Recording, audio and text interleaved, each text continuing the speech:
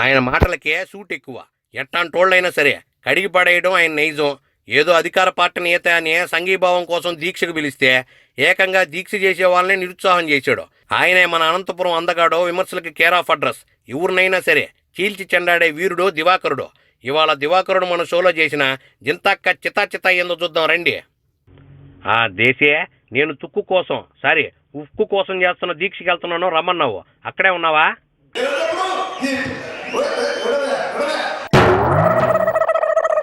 నీ పోసగాల, నువ్వేదో చెప్తావని వస్తే ఉండుంటావేంది? ఉంటాలేగానే విషయంలోకి వచ్చేసామి.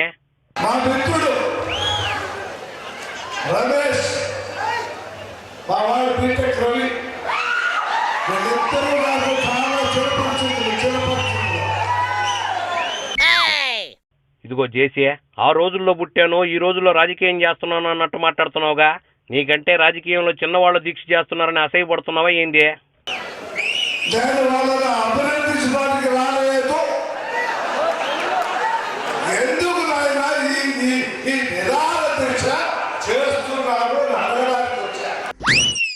ఏంది చేసావు?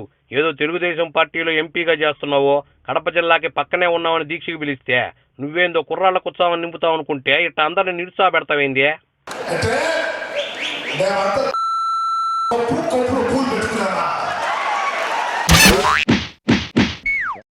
వరే కుర్రాళ్ళని పొగడాల్సింది పోయే తిడుతున్నావేంది సామి?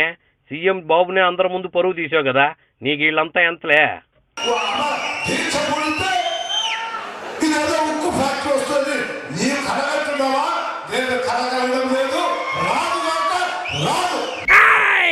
ఇదిగో చేసే, కడప జిల్లాలో జగన్ బుడ్డోడ హవాను తగ్గిద్దామని కష్టపడి పదవిలో సీఎం లేకపోయినా జగన్ని సీఎంగా అడ్డుకోవాలని సీఎం రమేష్ ప్రయత్నిస్తుంటే ఏకంగా ఆయన్నే టార్గెట్ చేసుకుని జింతా కాడుతున్నావుగా.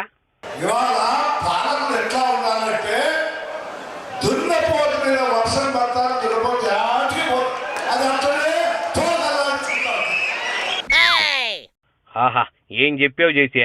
ఏదే ఇంకోసారి చెప్పు.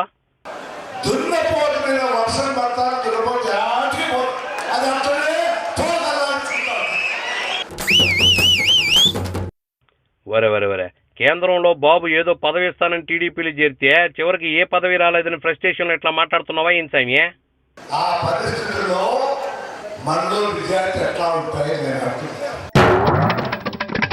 ఇదిగో జేసీ, నిజాయితీ గురించి నువ్వు మాట్లాడితే చాలా ఆశ్చర్యంగా ఉంది సామి.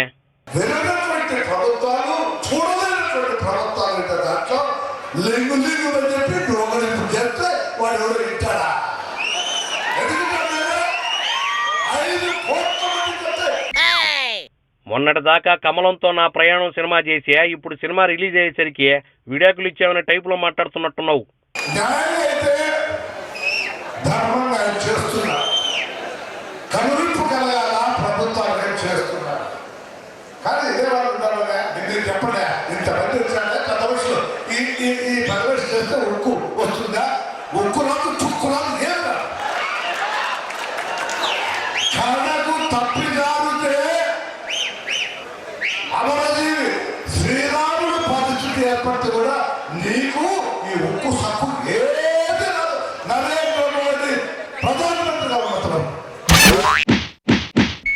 నీ పోసగాల, నువ్వేదో కేంద్రాన్ని ప్రతిపక్షాన్ని తిడతావని సీఎం రమేష్కి మైకిస్తే నువ్వేంది ఉక్కు తుక్కు రాదంటున్నావు? అంతేలే, ముందుగానే దీక్షలో పేరు జడగొట్టాలని ఇట్లా మాట్లాడుతున్నావా ఏంది? విశాఖ ఉక్కు మా హక్కని ఎలుగెత్తిన సత్యాగ్రహం చేశా, బంధువులు చేశా, కర్రలు పట్టుకొని ఎవరైనా బంధువులు లేకపోతే ఈర్పులు బాగా పట్టుకోవడం చేశా. ఆనాడు ఉన్నటువంటి ప్రభుత్వాలు గుర్తించాయి కాబట్టి ఇవాళ విశాఖపట్నానికి వచ్చింది. ఏందే మళ్ళీ ఇంకోసారి చెప్పు. ఈర్పులు బాగా పట్టుకోవడం చేశా.